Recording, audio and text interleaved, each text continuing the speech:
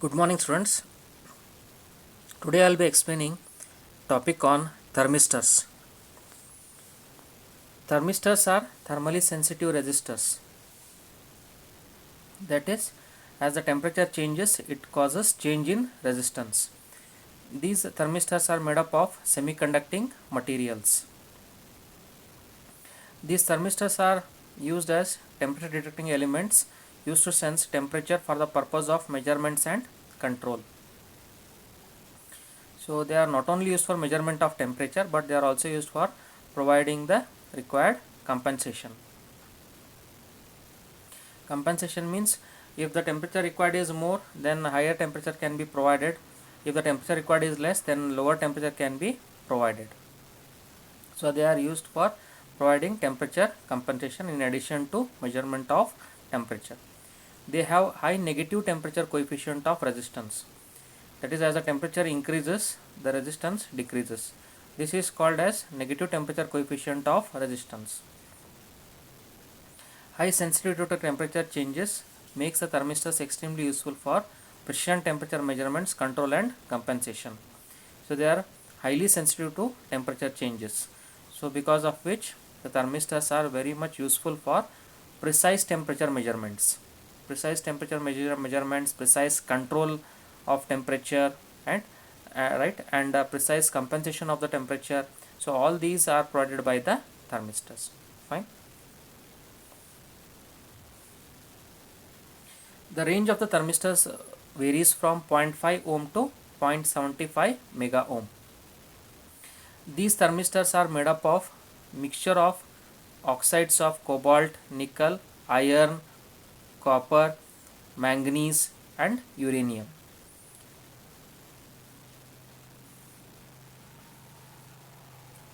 So these are the thermistors here which I have shown. Okay, so the rod shaped thermistor, you can see I have marked with the right mark the two terminals, right, and in the bead shape also it has two terminals. Disc shaped thermistor, it is in the form of a circular disc, the circular shape you can see here with the two terminals. I have marked with the right mark, and the thermistor symbol is shown at the end. I have circled it, so it is the symbol of the thermistor. Okay, so these are few of the thermistors which are employed in the industry, that is rod thermistor, bead thermistor, disc shape thermistor. Applications of thermistors. One of the important applications of thermistors is for measurement of temperature. So it's a major application of the thermistors. Not only for measurement of temperature but also for providing compensation, as I told earlier, right students.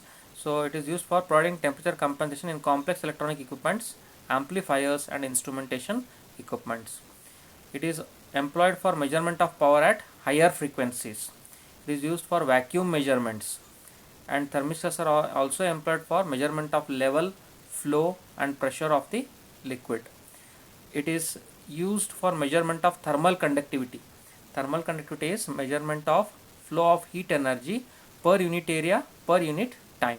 It is called as thermal conductivity. So for measurement of thermal conductivity also thermistors are employed.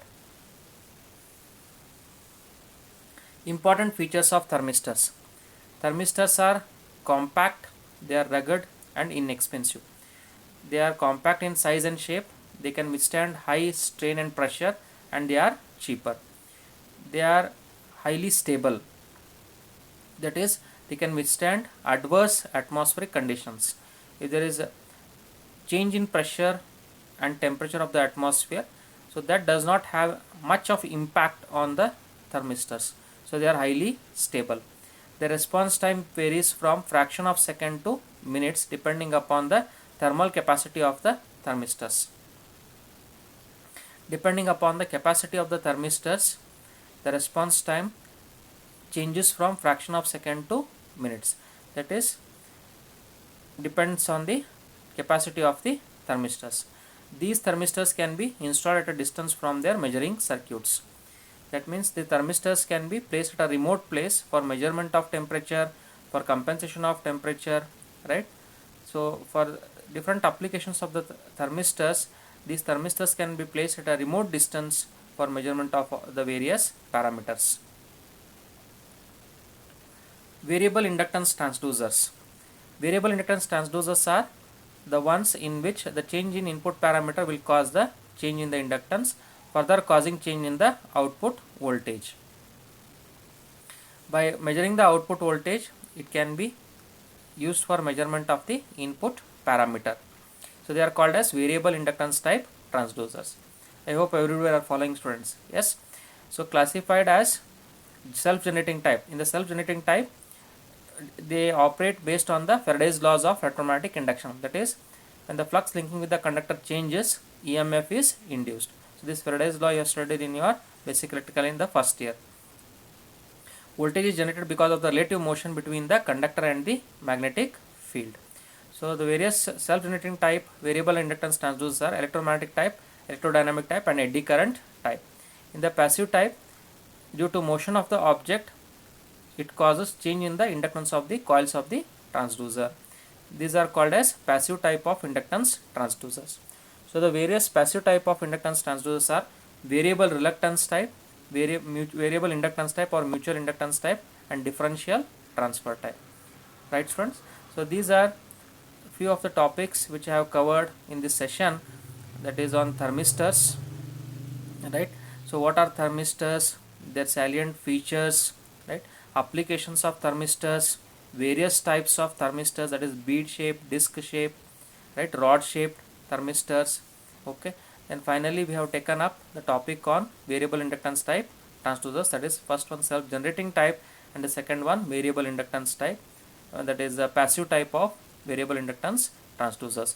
I hope everybody have understood, students. If there are any queries in this session, please send your queries to me. I will clarify your queries. Thank you.